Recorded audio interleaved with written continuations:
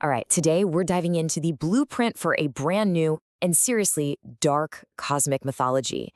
I want you to just forget everything you think you know about gods and monsters.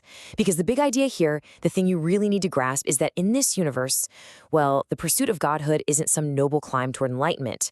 No, it's a terrifying, brutal descent into pure monstrosity. So let's just kick things off with a huge mystery. Think about the pantheons you know, right? Like Jack Kirby's new gods. These guys are the established cosmic order. They're basically power incarnate. But in this story, they're not just being fought, they're being systematically erased from existence. So you have to ask yourself, who or what could possibly do that? And what in the world is their horrifying endgame? Well, the answer starts with the enemy. And let me tell you, these are not your typical gods or monsters. No, they're a horrifying fusion of both. Something totally new, totally unnatural in the cosmos. They call them the completed old gods. You know, the craziest part? This whole cosmic war didn't kick off with some ancient god. It started with a machine. Yeah, London's Big Ben, but reimagined as this incredible steampunk cyborg called the Chrono Reaper. It was originally built just to track god time, but then it absorbed some discarded new god's tech and, poof, it became sentient. It got hungry for transcendence, and it ended up becoming this clockwork god that literally stole the keys to the entire universe. But here's the thing. A machine, even a cosmic one, is still just incomplete. The Chrono Reaper needed something more. It needed a biological host, a soul that could handle a forbidden power that it couldn't. And it found one. It found the Saga's main villain, a guy named Fostess. Now, this guy had already achieved this twisted form of godhood, what they call god tier, by basically becoming the living embodiment of some monstrous ancient power. So the Chrono Reaper fuses its perfect science with Faustus's ascended soul, right?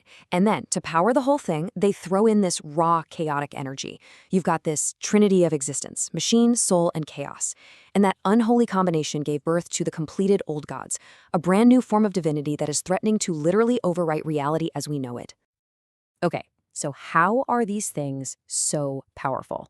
Well, that brings us to the real engine of this whole universe. This really unique power system they call Primal Ascension. So at the very heart of Primal Ascension is something called the Omega Imprint. And look, this isn't magic and it's not science. Think of it more like the chaotic, raw source code of reality that existed before our universe was even a thing. It's just pure, ancient power that plays by a completely different set of rules, because it existed before the rules were even written.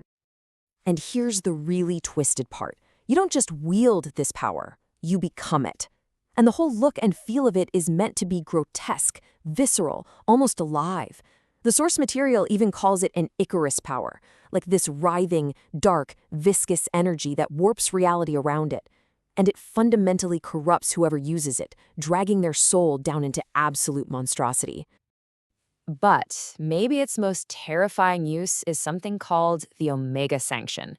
See, this thing doesn't just kill you. That would be too easy. No, it traps your consciousness in an infinite loop of fake lives, and each one gets worse, more hopeless, and bleaker than the one before. It's the ultimate psychological prison, a kind of damnation you can never, ever escape from. And on top of that, the Omega Imprint gives you other, well, absolute abilities. We're talking about beams that can just erase you from existence, not just physically, but on a conceptual level. The power to just reshape reality with a thought. Oh, and a little something called self-resurrection, where dying just makes you stronger. It's total, horrifying control over the very fabric of reality. Now, a power this absolute doesn't just pop up out of nowhere, right? Fostess is actually the end result of a secret cosmic war that's been raging for millennia. But here's the twist. This isn't a history of progress. It's a brutal cycle of devolution. They call the Passion of Worlds. And apparently, all of this history is laid out in this forbidden text called the Codex of the Five Worlds. It basically reveals this hidden evolutionary ladder of divinity, where each new cosmic age is literally born from the ashes of the one it just violently consumed. So, get this. This entire cosmology doesn't start with gods. It starts with monsters. The first world was this realm of raw, primal archetypes. So don't think of Dracula. Think of Dracula Prime, the original, fundamental concept of taking life to sustain your own. Or the wolf god, which is just pure, uncontrollable rage given form. These weren't just creatures, they were the original divinities.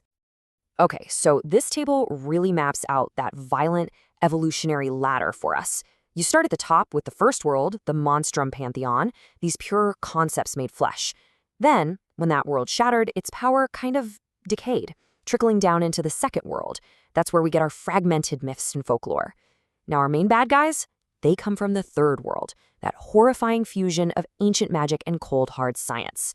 And right now, they are attacking the fourth world. That's our current reality, where Kirby's new gods live, and they're doing it all to reach this theoretical and, frankly, terrifying fifth world. Which, of course, brings us to the end game. What is the ultimate goal here? What do Fostess and the completed old gods actually want? Well, it's the creation of that final horrifying stage, the fifth world. So their plan is, well, it's a horrifying synthesis. They want to take the raw, primal, monstrous power from the very first world and merge it with the cold, mechanical perfection of their own third world. The idea is to just bypass our current reality completely by fusing the universe's chaotic, monstrous beginning with its terrifying, machine-driven present.